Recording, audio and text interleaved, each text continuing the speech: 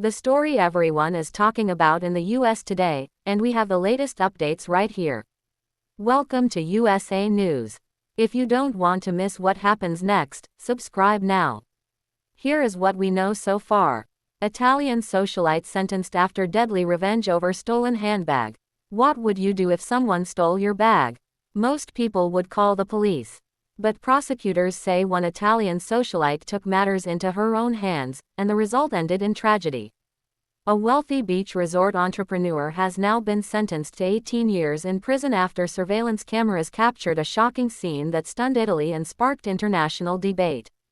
The case involves questions of justice, self-defense, revenge, and whether one impulsive decision can change multiple lives forever. Here's what happened. The incident took place on September 8, 2024, in the seaside town of Viareggio, Italy. According to investigators, Cinzia Dal Pino, a well-known entrepreneur in her 60s, had her handbag stolen by 52-year-old Noureddin Mezgui, a homeless man originally from Morocco. What happened next was caught on surveillance cameras. Authorities say Dal Pino got into her vehicle and began pursuing Mezgui through the streets. The footage allegedly shows her driving toward him and striking him with her car multiple times.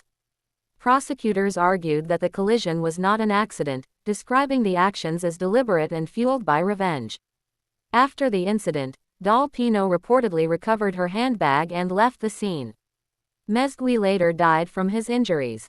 The following day, police arrested Dal Pino while she was praying inside a nearby church. The case quickly became one of Italy's most talked-about criminal trials. During court proceedings, Dal Pino insisted she never intended to kill anyone. She told the court that her bag contained important personal items, including identification documents, a valuable watch, and information related to her financial accounts. According to her testimony, she feared the thief could use that information to harm her. She claimed that when she followed Mezgui, her goal was simply to stop him and recover her belongings. At one point, she told the court she believed he was getting back up and did not realize he had been fatally injured. However, prosecutors presented a much different picture. They argued that the surveillance footage showed excessive retaliation rather than self-defense. In fact, prosecutors initially pushed for a life sentence, claiming the attack was driven by revenge rather than immediate danger. Ultimately, the court convicted Dal Pino of voluntary manslaughter and sentenced her to 18 years. For now, she is reportedly serving the sentence under house arrest while appeals continue. The case has divided public opinion across Italy and beyond. Some people sympathize with Dal Pino, arguing that fear and panic can lead individuals to make terrible decisions in moments of crisis. Others believe the verdict sends an important message: no stolen possession is worth a human life.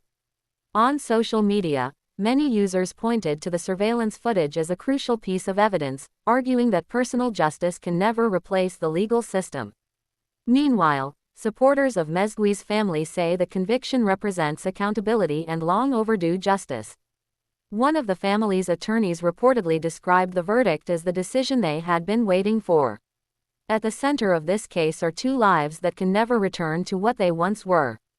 A man lost his life. A woman who once ran a successful business now faces years of confinement and legal battles. And two families remain connected by a tragedy that began with a stolen handbag and escalated into something far more devastating.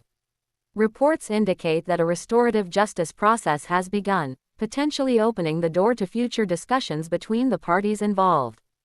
Whether that leads to a reduced sentence remains uncertain. This case continues to raise difficult questions. Where is the line between self-defense and revenge? How should the justice system respond when fear turns into deadly action? And could this tragedy have been avoided if cooler heads had prevailed? As appeals move forward, the story remains a powerful reminder that decisions made in seconds can carry consequences for a lifetime. What do you think about the court's decision? Did the 18-year sentence fit the crime, or should the punishment have been different? Let us know your thoughts in the comments below. If you found this report informative, be sure to like, subscribe, and turn on notifications for more major crime stories and breaking news updates. Thanks for watching, and we'll see you in the next video.